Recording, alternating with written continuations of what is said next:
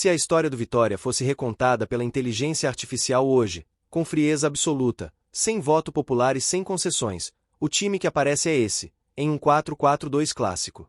Mas já aviso, esse time não foi montado para agradar, foi montado para sustentar a camisa quando o jogo pesa, quando o estádio cobra, quando a margem some, quando o adversário é grande e o erro vira sentença.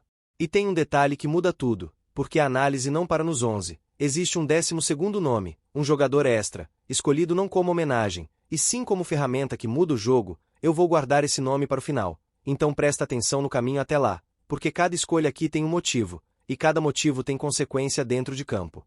O primeiro corte começa onde qualquer time histórico precisa ser inabalável, no gol.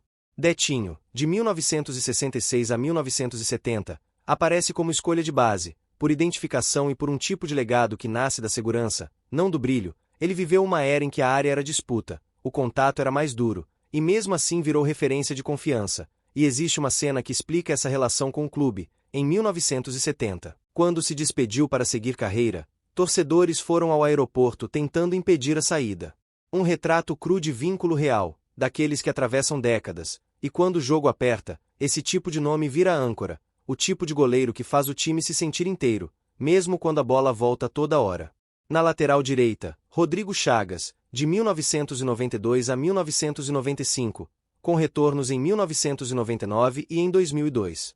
Aqui o critério é contexto grande e consistência em jogo que define história. Rodrigo fez parte do Vitória vice-campeão brasileiro de 1993, a campanha mais alta do clube na competição, e o peso desse recorte não é só chegar na decisão, é fazer isso encarando pressão, viagem, mata-mata, e uma final contra o Palmeiras em 2 jogos. O Vitória mostrou naquele ano que dava para brigar no topo, e num time montado para durar. Lateral de confiança vale tanto quanto qualquer estrela, porque é ele que segura o lado, não deixa o time partir, e dá base para o resto brilhar.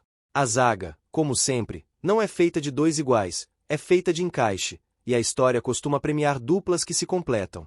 Primeiro, Romenil, de 1963 a 1970, entra por presença prolongada e por estar ligado ao Vitória bicampeão baiano de 1964 e 1965, títulos que aparecem como marcos de afirmação do clube. Ele simboliza a defesa que impõe, que segura o duelo, que transforma a área em território. O tipo de zagueiro que ganha jogo sem aparecer na câmera, porque o atacante some antes de finalizar. Ao lado dele, Tinho, de 1962 a 1969, porque toda grande defesa precisa de um segundo perfil, menos barulho, mais leitura, o zagueiro que antecipa, que posiciona, que reduz o caos. Se Romenil dá o tom do choque, Tinho dá o tom do controle, e essa complementaridade é o que faz uma linha defensiva parecer maior do que a soma das peças. É o cara que evita o desespero, que corta por cima, que fecha por dentro, que corrige a linha quando o adversário tenta acelerar.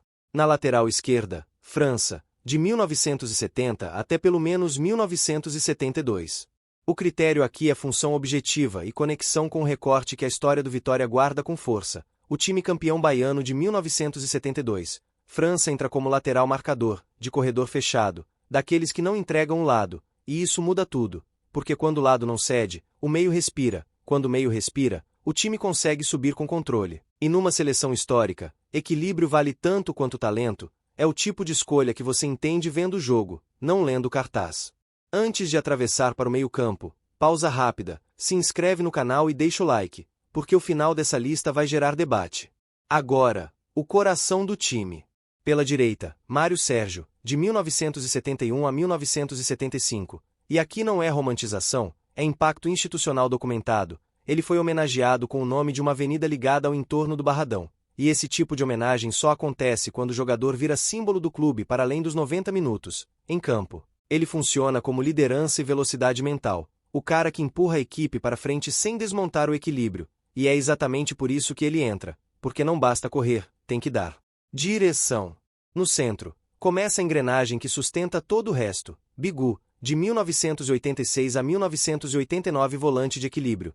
Aquele que não precisa aparecer para ser indispensável. Ele entra como representação de um Vitória mais estruturado nos anos 80, o jogador que protege a defesa, cobre espaços, dá o primeiro choque, e permite que o time tenha posse sem se partir. Ele é a peça que faz o jogo ficar do seu tamanho, nem acelerado demais, nem lento demais, e quando a partida esquenta, é ele que apaga a primeira faísca antes de virar incêndio.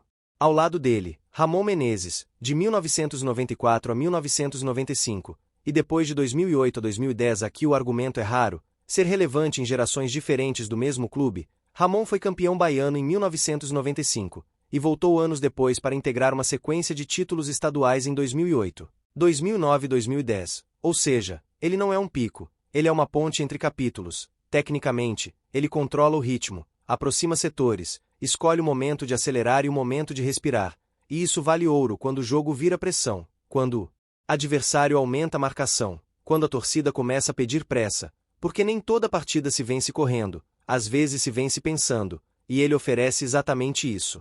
Pela esquerda, Petrovic, de 1997 a 1999. A entrada dele é sobre teto técnico. Petrovic atuou pelo Vitória de 1997 a 1999 e virou ídolo. Num período em que sua presença elevava o repertório do time, ele é o meia que resolve o problema mais comum de jogos grandes. Quando o adversário fecha e a partida trava, porque ele encontra fresta, ele ameaça na bola parada. Ele muda o jogo com um passe vertical ou um chute de média distância. E isso não é detalhe, é arma. Em jogo travado, o time que tem uma arma dessas não fica refém de cruzamento nem de bola longa sem ideia, porque ele cria solução onde quase não existe espaço. O ataque. Aqui a escolha é por estratégia. Um ocupa e fixa, o outro rompe e finaliza, um dá referência, o outro dá ameaça, porque em jogo grande, você não pode depender de um único jeito de atacar. André Catimba, de 1971 a 1975, entra como referência de área e recorte histórico. Ele chegou ao Vitória em 1971, ficou por 5 anos, foi campeão baiano de 1972, e aparece em registros como o segundo maior artilheiro do clube em campeonatos brasileiros, com 31 gols. Catimba é presença, posicionamento, faro, o atacante que transforma cruzamento em problema, e problema em gol. E quando um time precisa respirar, ele também serve de apoio, segura a bola, compra falta, ganha tempo, é o 9 que faz o time sair do sufoco sem perder a referência. Ao lado dele, Rick, de 1984 a 1986, com um retorno breve em 1994. E aqui a seleção fica ainda mais fria, porque quando a história entrega números tão claros, a discussão muda de nível. Rick foi artilheiro do Campeonato Baiano em 1984 e 1985, 2 anos seguidos, e em 1985 marcou 23 gols na campanha do título. Ele é o atacante ligado à decisão e a gol em sequência. O tipo de nome que faz o estádio levantar antes da bola entrar, porque a torcida já sabe onde termina, e para um clube que atravessa fases, ter um jogador associado a gol e taça é peso real, é marca de era. E foi nesse momento que eu pedi à inteligência artificial o 12º jogador, o jogador que entra quando o jogo precisa de mudança, quando a partida pede outra chave, quando o adversário recua e o time precisa de ideia, não só de força. E o 12º jogador é Leandro Domingues, de 2001 a 2006, com retorno em 2016. E aqui a justificativa é funcional. Ele não entra por idolatria apenas, entra por polivalência e por capacidade de mudar a história de um jogo sem desmontar o time. Ele cobre mais de uma função no meio, pode atuar por dentro, pode avançar como articulador, pode entrar pela esquerda por dentro para aumentar criação, e quando a partida pede uma chave diferente, ele entrega. E quando o time precisa furar uma linha baixa, ele acelera a tomada de decisão. Em títulos, ele aparece como campeão baiano. Em 2002, 2003, 2004, 2005, 2009 e 2016, e também aparece ligado ao título da Copa do Nordeste em 2003. E agora vem a parte que mais incomoda, quem ficou de fora, porque a história é grande demais para caber em 12 nomes, e quando o critério é frio, os cortes doem.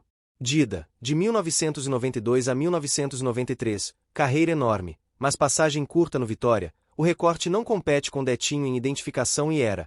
Aqui a régua não mede tamanho mundial, mede peso dentro do clube, o que vale é o quanto a camisa viveu com você.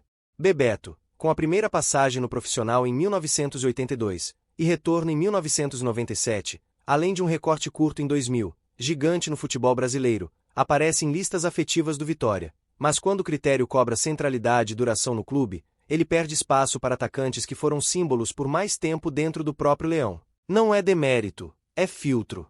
Nadson, em 2003, teve pico forte e momentos que viraram memória, mas o recorte curto não passa na mesma régua de quem sustentou eras. O brilho existe, o filtro é que é implacável, porque uma seleção histórica costuma premiar continuidade, não só explosão. Neto Baiano, com a temporada de 2012 como auge rubro-negro, artilharia marcante, mas novamente, o critério de impacto sustentado em ciclos mais longos pesa contra quando comparado a símbolos de décadas. Temporada grande não vira necessariamente era, e aqui a lista é de eras. Agora eu quero saber de você, qual é o primeiro nome que você tiraria desse time, e quem você colocaria no lugar? E sobre o 12º jogador, Leandro Domingues faz sentido como arma de mudança, ou você escolheria outro para esse papel? Comenta aí que eu vou responder os mais completos, deixa o like e sua inscrição para fortalecer. E compartilha com um amigo que sempre discute escalação. Até a próxima!